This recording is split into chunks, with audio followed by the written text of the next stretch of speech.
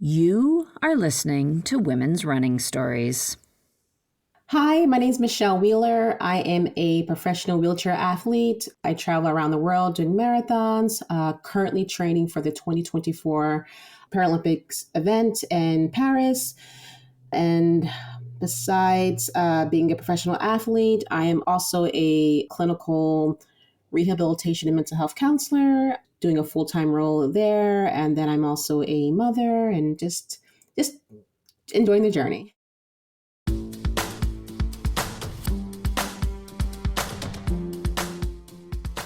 Yes, this episode features the story of professional wheelchair racer Michelle Wheeler, an internationally competitive marathon racer who will, this year, also be returning to shorter distance racing on the track, going after her Paralympic dreams. But before we hear more from Michelle, I want to welcome you to Women's Running Stories. I am Cherie Louise Turner. I am your host and producer. And this podcast is a proud member of the Evergreen Network of Podcasts. And before we get going here, I want to highlight a brand that I love, and that is Oiselle. Oiselle is a by women, for women apparel company that is rooted in running. They make fantastic clothes. I have been running in Oiselle for years, and the clothes fit well, they last, they look great, and they are comfortable. Oiselle has a threefold mission, and that is to make a great product, which they do, to improve the sport, which they also do, and to build the sisterhood. And they do that in such an authentic way. I love what Oiselle does, I love what they make, and I encourage you to check them out. They are at oiselle.com, and that is OISELLE.com. I also want to mention that this episode is made possible with help from the Black Unicorn Marathoners. And once again, I want to give a special shout out here to Adrienne Benton, Alexandria Williams, and Rochelle Solomon. And Rochelle was featured on the podcast a few years back. She was part of our Roads to Boston series, and you can hear her story in that series. I will link to it in the show notes. So yes, thank you to these women and the Black Unicorn Marathoners. The Black Unicorn Marathoners is an organization that celebrates and connects Black marathoners who are or have been in the Boston Marathon. And this year, they are hosting their 10th annual Celebrate and Connect event on Marathon Weekend. And that will be Saturday, April 13th from 2 to 7 p.m. at the Reggie Lewis Track and Athletic Center. And you can learn more at blackunicornmarathoners.org, which I will link to in the show notes. I do hope to see you there. It is a great event, and yes, I will be there to help celebrate these runners. And the very next day, I am once again joining my friends Lisa and Julie of the Run Farther and Faster podcast to co-host a panel at the Boston Marathon Expo. We will be on the live stage Sunday, April 14th at 2 p.m., and we're hosting a panel called Making a Statement, Breaking Barriers in Women's Running. And we will be in conversation with elite runners Kelly Bruno, Elisa Harvey, and Bree Bomer. Each of these outstanding women runners has broken barriers in women's running that inspire them to compete with a purpose that goes beyond race day.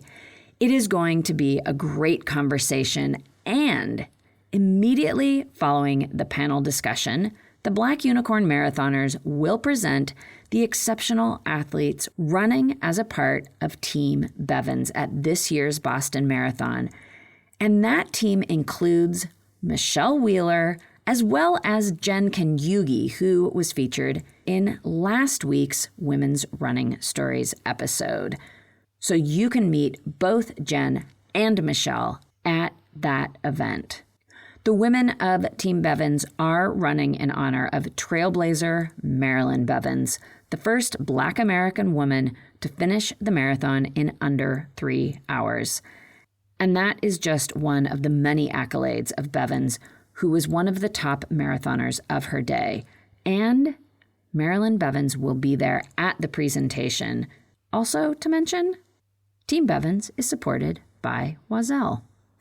So yeah, there is a lot going on there, and it is going to be a great event. So please come join us Sunday, April 14th at 2 p.m.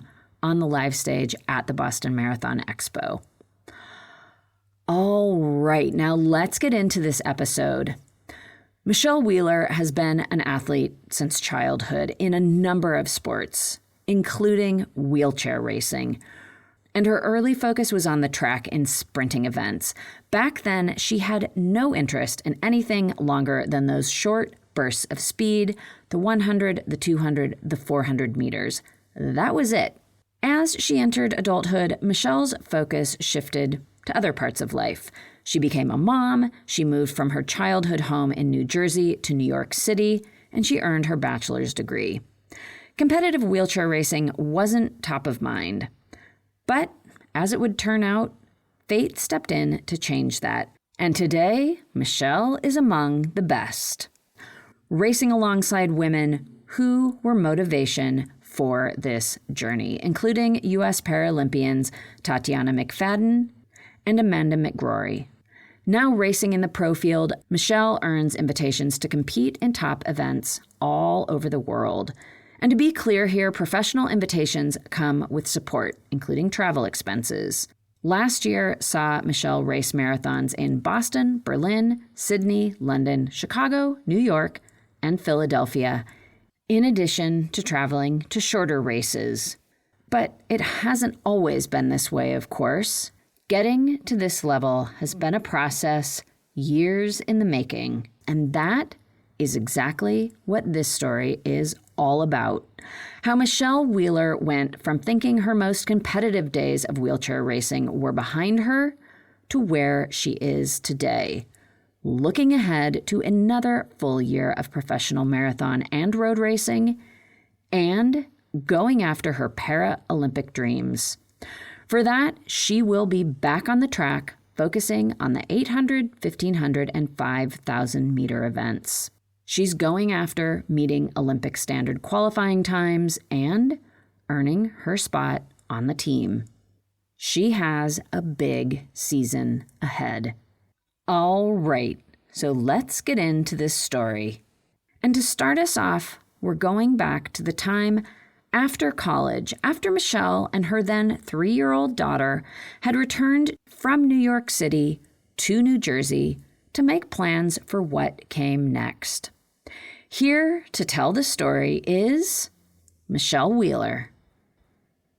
You know, being at home in Jersey, I was back into a place that was familiar for me. You know, my family is there. I grew up playing sports there, you know, going to Philadelphia, doing all the water sports and hand cycling and things like that. So I just began to get back into it, not just for myself, but also for my daughter. I felt like I kind of ran away from it all. I think just, you know, being young and with a disability and facing all the different types of microaggressions and things like that, I think I was just trying to be as normal as possible, if that makes sense, and running away from who I truly was. But I decided that I wanted to kind of get back to myself because that's where I was most happy. You know, I was most happy doing any and all sports, and I was great at it. And, you know, I also wanted my daughter to be athletic and see me in these different roles and be around different people and to really kind of help maybe remove some of those barriers and stereotypes that, you know, that are out there that we see all the time. So getting back to, you know, New Jersey, kind of getting back into a racing chair. At that time, I didn't even have a racing chair. I was using my sister's, which was entirely too small. But I didn't care. You know, I was happy just being there with my daughter on her bike and, you know, seeing her smiling and having fun and just enjoying just being outside and pushing again.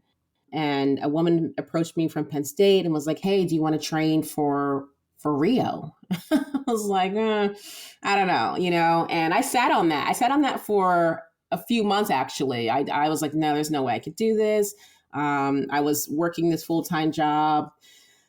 But then the opportunity arose for me to go back to school and get my master's degree. And I'm like, you know, that's even more of the direction I want, for my career anyway. If I can get another degree and start my career, then that's what I wanted to do. And the plus side would be to compete. I don't know if I'm going to be able to be where I would want to be at on the elite level, but that was, just a plus.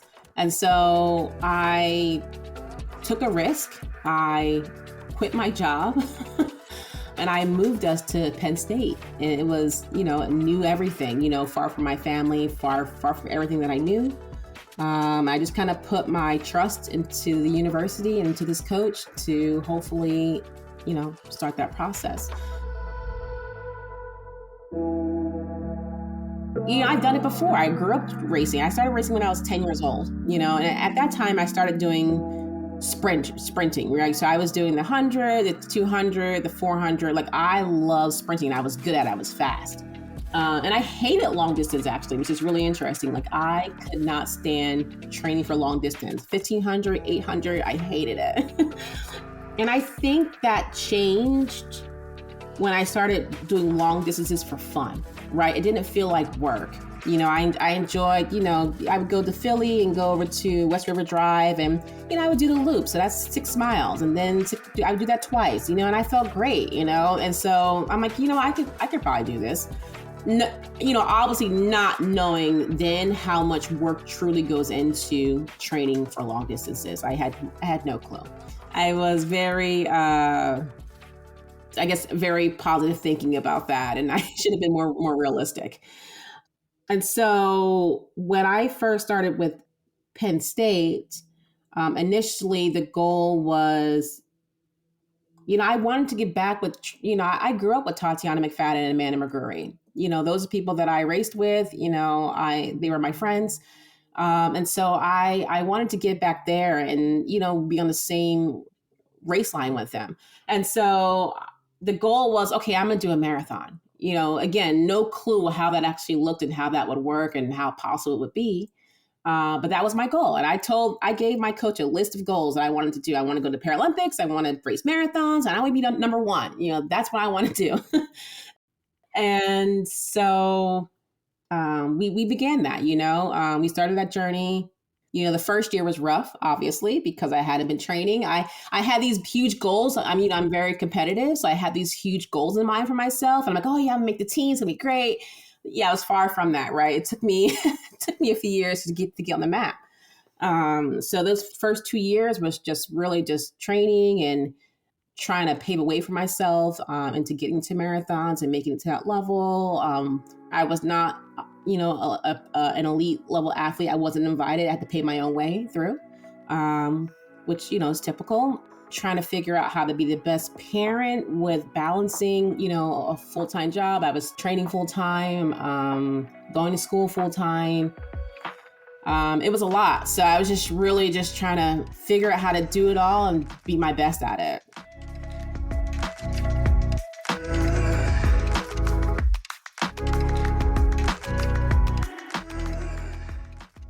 It's really interesting. So my Penn State coach, I felt like we were really learning a lot together from each other and from the sport.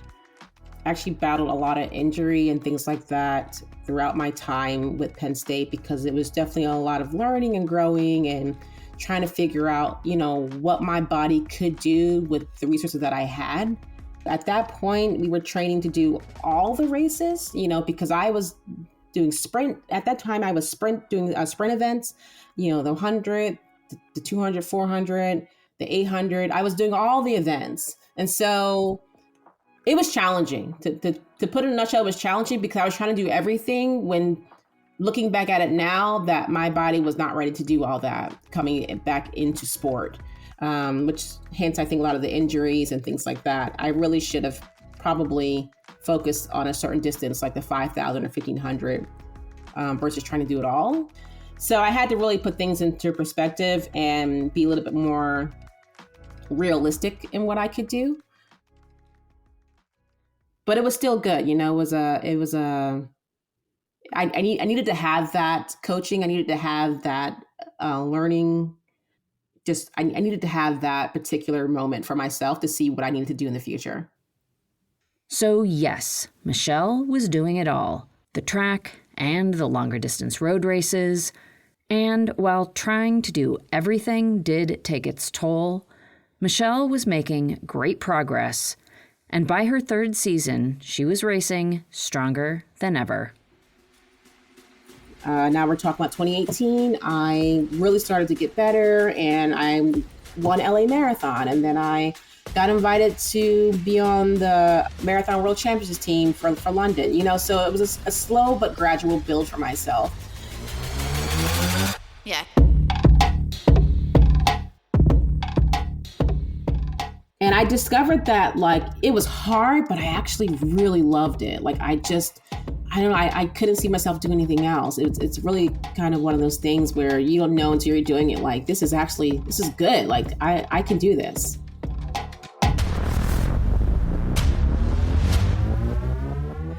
Initially when I started doing marathons, I had no idea, even just a professional athlete, I had no idea all of what it came with. I knew I wanted it. I knew I craved it. I knew I needed it, but I had no idea what the sacrifices were.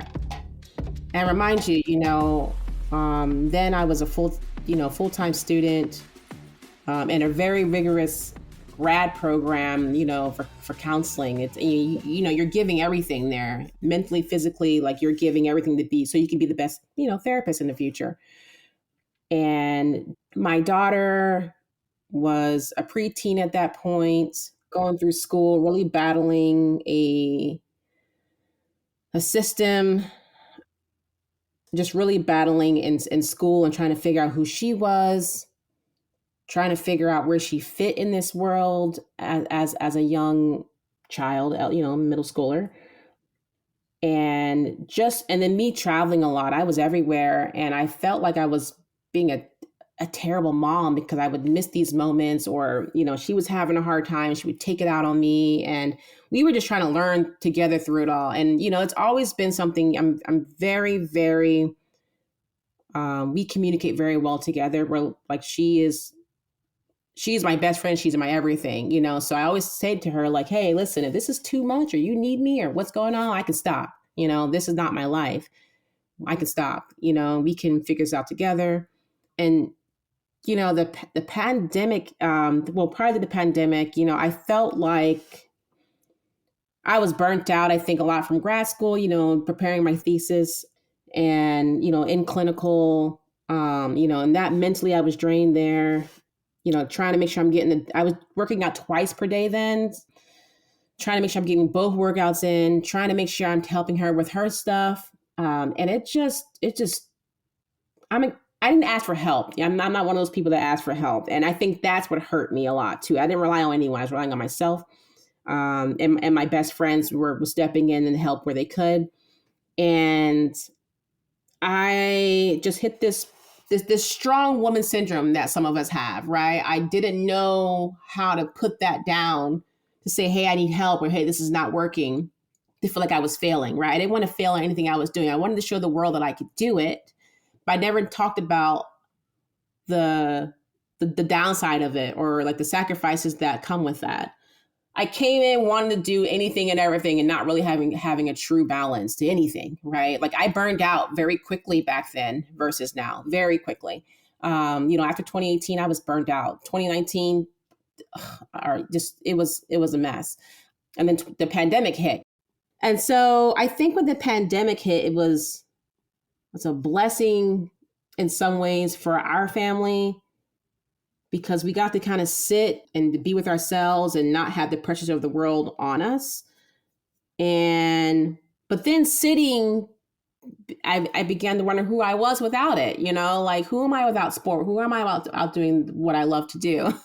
So it was really, that blessing began to turn into okay, I need to get back to this. I need to be doing something. So coming out of the pandemic, and, I think I was training on my own at this point because I didn't have a coach. So I was without a coach for a year, I believe, about a year after I had graduated. And so I think just trying to remember, what I should be doing and going out and doing it on my own, I began to feel a little better. I began to feel okay, I enjoy this again. This is why these are the parts that I love to do.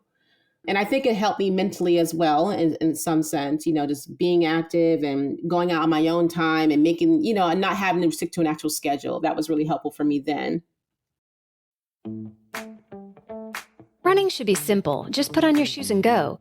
And yet, when you try to learn about how to get better at it, especially as you age, you're confronted with conflicting advice, complicated workouts, and confusing nutrition trends that just won't work for you. On The Planted Runner, I'll share exactly how to run faster, longer, and feel great doing it at any age because you don't have time to waste.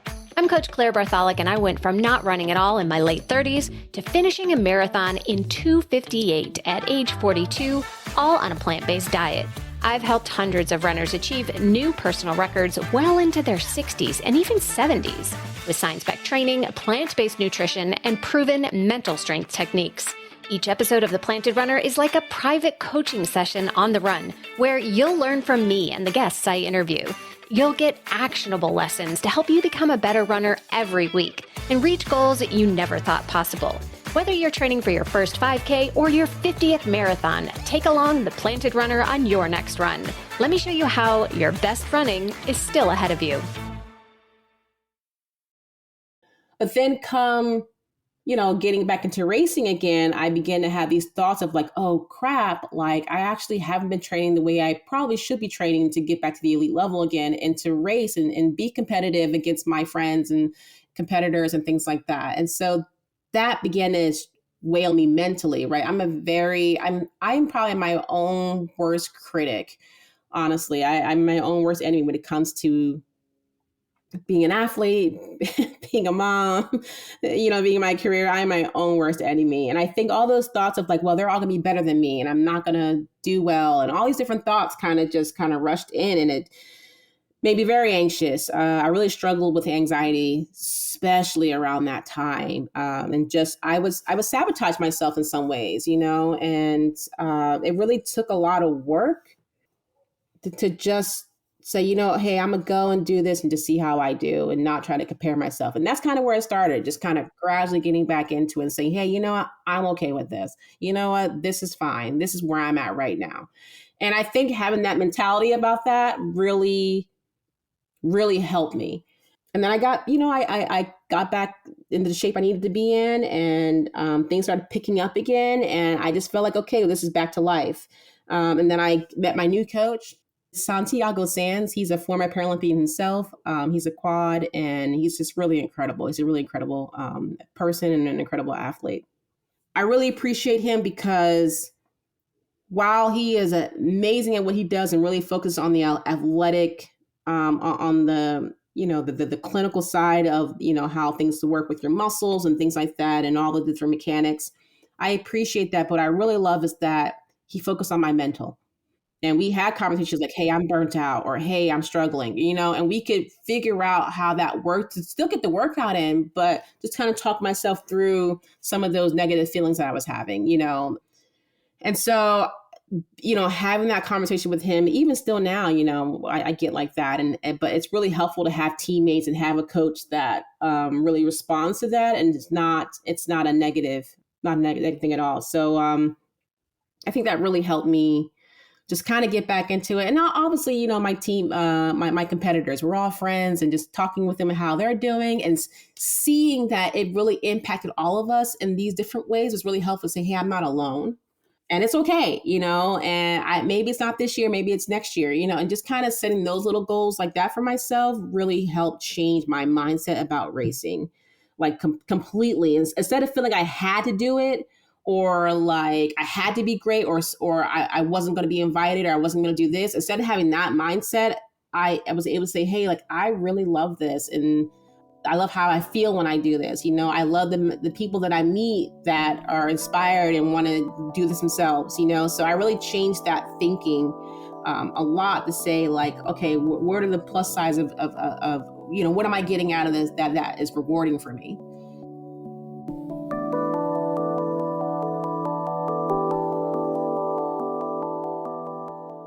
I've been trying to make it a point more and more to talk about the mental health side, because no one talks about the mental health of racing and anxiety and the imposter syndrome and all those. No one really discusses like you're not going to be great all the time. And the other part of this, people see you on TV and think, oh yeah, this is amazing, you're great, and you were awesome. And then when you don't do well, they're like, oh, what happened that day, right? Like that messes with your mental so bad. And like, we're not robots. This element of mental health is an important aspect of Michelle's athletic preparation. And tied into that is finding the right balance with racing and the rest of life. It's an always changing ebb and flow that she and her coach navigate together. Just with my coach, like he gives me the choice. Like he's not upset. Like, he's a good coach. He's done amazing things in his life. And I feel like even then, so he's like, it's your choice. Like, it's not pressuring you either way. Like if you feel you're not ready to do this, we're not do it, And we'll talk about the training and the different things that are going into it, and he'll give me suggestions of what maybe I can do and things like that. He's got kids of his own, so he relates a lot to a lot of the challenges that I have there. And he's like, hey, listen, if you can't get the work on this morning, try to get it out, get it done this evening. Right. So like, and he knows I work a full-time job. So it's like, hey, coach, I'm just not available right now, but I'll do this later. So we try to create a plan to where there's some balance, right? It's doable. Just definitely you can do it, but you have to have a balance. You have to, or you're going to hate it. You're going to hate yourself. You're going to hate what you're doing, right? You're going to be miserable. And so that was for me, like I had to find a balance that made sense and really determine what that balance actually look like, right? So, for me, it's like, for instance, I need to make sure that if I'm not up at this, I would say like 6:30. If I'm not up at 6:30 to go train, then if I feel too tired, then I need to make sure that I am done work by 2 p.m. to go out and, get that workout in, right? I need to, things like that. Or I know on the weekend, like it's going to be busy sometimes. I got a meal prep. What can I do throughout the week to make sure to make my life a little bit easier for myself? What fun things can I do with my daughter to kind of incorporate into my training? What can we talk about together that kind of helps this? Help our normal routine, things like that. Just little things, and just, trying to put a time interval into what I'm doing as well. Doesn't have to be like a hard set in stone, but in general, like, hey, I'm gonna take 20 minutes out to go get my stretching in real quick between this phone call with my client, and then I'm gonna come back to work, like things like that. And so really just having a better balance and being consistent, that would be my biggest thing, is like staying consistent with the training, staying consistent with the goals in mind. And, our weekly or bi-weekly chats, or just texting him randomly, like, hey, coach, they felt good. Talking with my teammates and us talking like, oh yeah, I get that too. Like, oh, how did you go? What did you do differently? And just having someone else to kind of, to share that weight with, that can relate is helpful. Has always been helpful. Or talking with my friends, in Illinois or across the world in Australia, like, hey, like this is what I'm going through. Do you experience this too? And so having those conversations with people that can relate has just been really, really huge this past, I would say these past 2 years. And during these past few years, Michelle Wheeler has focused specifically on the marathon and other long-distance road racing. And she's worked with her coach to create a balance that allows her to be consistent with her training and have a full life outside of racing. And she has continued to progress through the sport. This year will look a little different in that she is adding those shorter distance track races back into the mix, going after her Paralympic dreams. And this is in addition to her full schedule of travel to compete in marathons and other road races. Yeah, it is going to be a big year. And especially now, as Michelle is coming out of a couple months of downtime, her off season, she'll continue to focus on the mental side of her preparation. I always feel like for me, the times I get most down on myself or worry about the journey or the process is off season, because while it's good to have that rest and you need it, right? Your body needs to recover. You need to kind of get just recharged again, right? It's excellent. But I think as it gets closer and closer approaching to the competition season, it's it's hard because like you haven't had anyone for these last 2 months to race against, so you you don't know where you compare against someone else. So like that anxiety begins to form all over, like, oh my god, like, am I ready, or am I in shape, or like, am I doing anything, so like it's a it's a really for me that's probably one of the most challenging time for myself. But I also try to use that time as well to catch up on life. Like, I'm telling you, all season this year was amazing because I had time to like fold my laundry. I had time to like get things done around the house and go different places and things like that, and really just be a regular person. And so I think remembering things like that and like just kind of getting to a normal flow routine really helps me with some of that, some of those negative thoughts. And I am so excited for this season. I've really had a lot of great training throughout the last past year. Really kind of building up, staying consistent with it. I feel strong. I got a new racing chair. It's a little bit different measurements than before, so I'm excited to see how that goes. Really looking forward to going to trials, some other track events, just to see if I can hit those times and hopefully make my mark this year. It's always been a goal of mine, a dream to achieve. We have a very competitive, really amazing field. So, there's always going to be that, but you just got to believe in yourself, right? And, others believe in me. So it's just a matter of keeping that belief in myself, even throughout the challenging times. But I'm really looking forward to it. Another full race season. We're going to be everywhere this year. So my goal is just really to stay mentally strong, physically fit, stay consistent, and really just enjoy the ride. Just thinking from where I was then and am now, I've made significant changes and improvements. So I'm happy. I can't wait.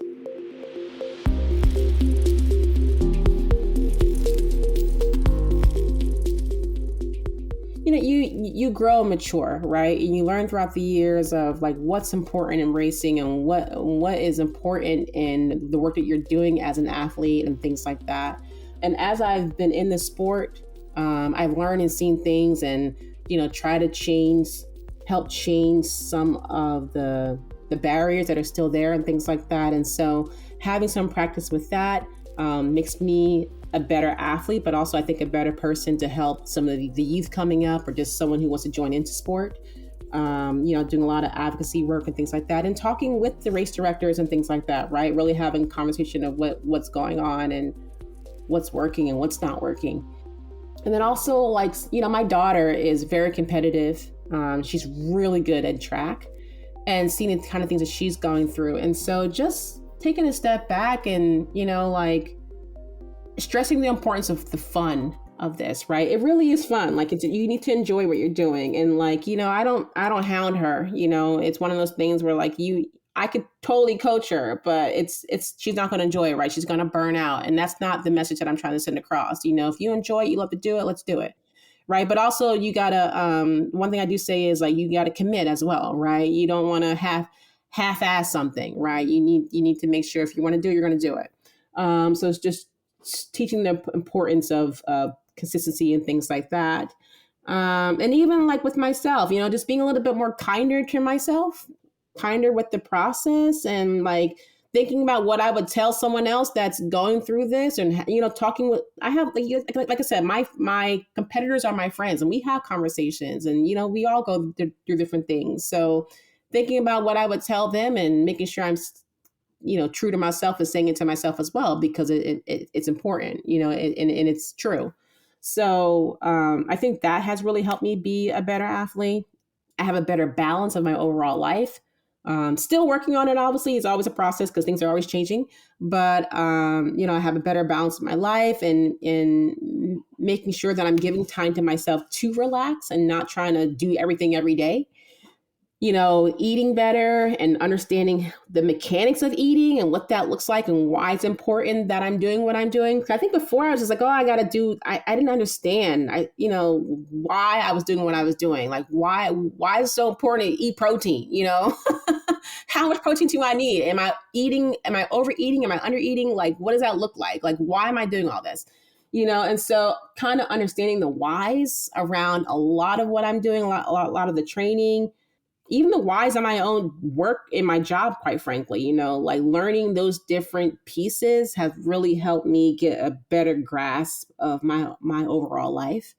So yeah, a lot of different components have just really helped shape me. And I think as I continue to grow, next year will be even better year, so just that journey and just getting comfortable and accepting that journey for what it is and not trying to jump to the next thing too soon, just kind of being happy where I'm at.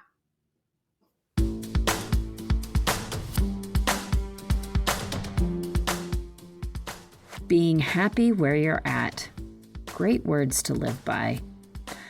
And that does bring us to the end of Michelle Wheeler's story on the podcast. Thank you so much, Michelle, for coming on the podcast and sharing your story. I wish you all the best at the Boston Marathon, the Paralympic Trials, all of it. I am so excited to cheer you on.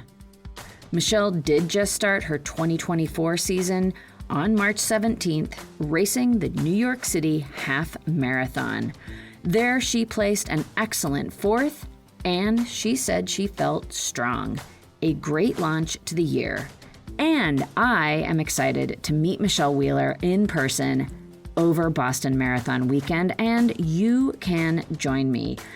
As a reminder, Michelle will be at the Boston Marathon Expo on the live stage as part of Team Bevins, Sunday, April 14th, immediately following the panel discussion that I am co-hosting with my friends Julie and Lisa of the Run Farther and Faster podcast.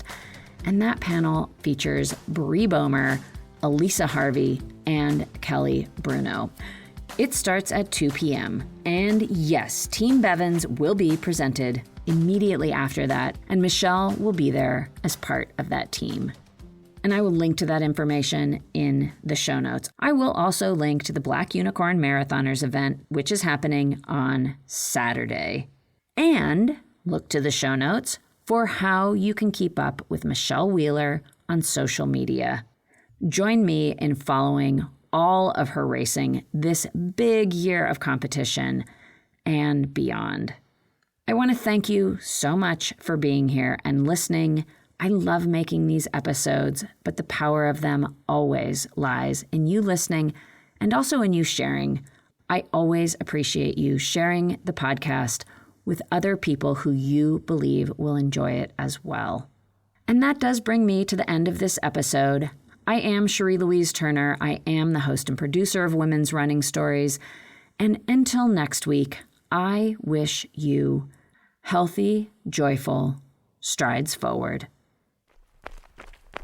Women's Running.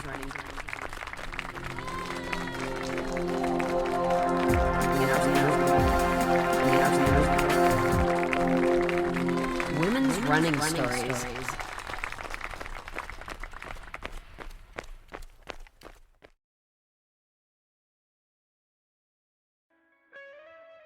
Hear Her Sports is a podcast for everyone who loves stories by and about women striving to improve and make a difference in their lives. I am your host, Elizabeth Emery, a former professional cyclist. In every episode, I introduce a female athlete or woman in the business of sport through a thoughtful conversation about who they are and the terrific work they're doing. My guests and I explore the glorious and frustrating issues in sports, history, equity, training, nutrition, and so much more. Join us for inspiration, for community, and for love of being a strong, athletic woman.